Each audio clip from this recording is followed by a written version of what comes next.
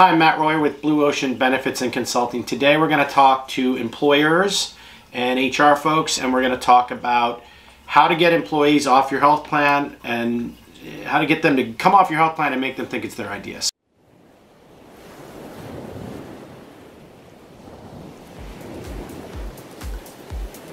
So in one of our other videos, which you can watch, maybe we'll link it here, but we talked about my strategy of paying 100% for single. So this kind of goes along with that. The idea or the notion is you should pay a lot for your employees only, not their dependents, but then you should also build in a plan to get them off the plan. So if you have a woman who works for you and her spouse is a teacher or a policeman, or you have a guy who works for you and his wife's a state judge or something, there's no reason for them to be on your plan most of the time. Even a large company, there's really no reason to be on your plan. So these are the federal employees, state employees, and people who work for really big companies. They generally have very good plans and very low cost share out of their paycheck deductions for their plan. The idea is to get them to do the math. And they do the math without you knowing. They do the math and they look and say, am I better off on my spouse's plan, or am I better off on my own plan? The way to get them to do the math is two things. First of all, if you can have a 1st of January effective date, that's better for you, because most large companies have that. Some state plans have 7/1, so that's good too. But the idea being, if you can match up your open enrollment with their open enrollment, then that's when they're making that decision. Okay, but that's secondary. Even if your enrollment is in August or June or May, it doesn't really matter. The idea would be to pay a lot for single, but then to offer a stipend. A lot of companies do this, but you might be doing it wrong, because a lot of people do it wrong. So the idea is to say to your employees, hey, if you have other coverage, we will pay you to not take our coverage. We will give you a bonus. One thing is, never negotiate it with salary. Never negotiate it when you're talking to someone about salary. Never negotiate it when you're hiring someone. That's a big mistake people make all the time. They say, well, if you're not going to take the benefits, I'll give you an extra $6 grand a year. And then 6 months later, they come to you and say, my spouse got laid off, I need to get on the benefits. Well, what are you going to do? Take their salary down another $6 grand? You already negotiated that. Instead, what you should do is come up with a monthly amount, weekly amount, whatever it is you want to do, and add that to their paycheck under a different category. So like you would with a bonus or mileage or something like that. So you could say healthcare, healthcare something, and if it's $100, so let's say it's $100, you say $100 right there. You make it taxable. It's taxable, it's income. You're not going to give them tax-free like they would get if they were contributing to their plan, but still it's $100 or $200, whatever it is. So number one is, don't negotiate it with salary. That's a very bad idea. Number two, try to go with as low a number as you can. I have employers say, well, we'll give you the same amount we pay if you're single. Well, what's the point of that? They're just coming off your plan and you're giving them money that you're going to give to the insurance company. You want it to be win-win. You want them to make some money, but you don't want to not care. You want to actually be happy when they come off the plan. So if you could say, we'll give you $200, we'll give you $100, you'd be surprised how low that number can be and get people still to go off, because they don't want to be on your plan. If they have a really good plan, they want to be on their spouse's plan, they prefer to be there, it's a really low deductible, it's a really low charge, but they need the money from you. Now, some large employers also are starting to penalize. So I recently ran into going over this plan with one of the owners of one of our clients. His wife was a doctor, she worked for the hospital.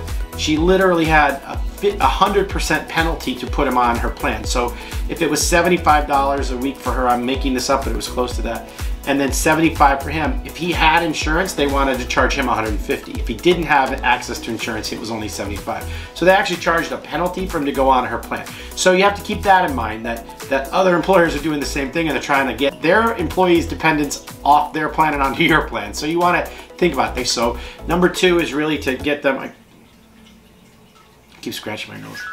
Okay, that's that. Something like that, okay? Okay, ready? Okay, I'm recording, so you're good. And this will probably be straight through. I'll probably get it done. So number one was, make sure that you don't negotiate in salary and use it in a separate, separate column. Number two was get the number right. Number three, and sort of the final piece of this, is to make sure that you have stipulations on it. It's not just, hey, if you don't take our plan, you get $100. Say, you don't take our plan and you show me valid coverage somewhere else. You show me that you're on a different plan. You show me that you're covered by your spouse or your parents. That's a big one for young people. Or you show me you have Medicare. You show me you're a retiree and you're on, you're on the state health benefits plan because you were a retired trooper or something. The reason for that is you don't want refusals in your group. You want waivers, and that's a term that we sort of use. A waiver is someone who waives because they have coverage elsewhere. A refusal is I don't want any coverage at all. You could do the words opposite. It's just something in the industry, and maybe it's different in your area, but we find it's best to make sure they're a waiver, not a refusal. If you got really high participation because you're paying high on singles, it really doesn't matter that much. But if you're in an industry where maybe you have a bunch of guys in out in the warehouse and you're having a difficulty getting them to take the plan at all, even though you're paying most of it, or if you're paying all of it, they're going to take it. But sometimes you have people that are resistant to this sort of thing, so you want to make sure they're just not refusing coverage. That helps you with the carrier. So one of the things that we say, and you'll hear me say this in other videos, our job is not to sell you insurance if you're an employer. Our job is to sell an insurance company on you. Okay, now in small group, we don't have to do that, but in mid-market, where we really like to be, anything over 50, up to about 500-600 lives, we can do higher, but this is our sweet spot, sort of 50 to 500, where we have the most traction, is we're trying to sell you to the carrier. Why is this group a good group for you to take a chance on? And they would much rather see, oh, all your employees are covered somewhere. Not even if they don't have them all, they want, hey, this group is covered by us, this group's covered by their spouses, and there's just a couple that don't take coverage, because that tells them that they're getting the right kind of risk. So that's a time for another video, but it basically helps me sell you to a carrier if you're in a market that I can do that. So those are the three little things to keep in mind. How to get your employees off the plan is to pay them, but make sure that you pay them. Don't negotiate it with salary. Make sure you pay it pre-tax in a separate column, so that if they do come to you and say, hey, my spouse lost their job, you say, oh, I'm sorry to hear that. You want to go on the health plan? No problem. Get on a health plan and you can take that $100 back. I know it's not ideal for them, but that's better than saying, oh, and by the way, I'm taking your salary down by $100 every 2 weeks. That's the last thing someone wants to hear when their spouse just got laid off. So keep that in mind, number one. Number two was what was number two? Number two, pick the right number.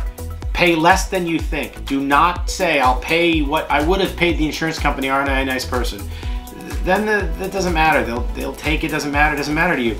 Try to get a win-win where you make money if they come off and they make money and everybody's happy with them off the plan. That's what I meant by make it their idea. And number three, stipulations. Make sure that you say, hey, you got to provide proof of coverage. Stipulations are really important to us for us to build out the group for mid-market. So those three things are really important. If you have any other questions, feel free to reach out to us directly. If you like this content, please like, subscribe, hit the notification bell. Let us know we're doing a good job, or not. Let us know if we're not doing a good job. We really appreciate listening. As always, if you got this far, thanks for listening. I'm Matt Roy with Blue Ocean Benefits and Consulting.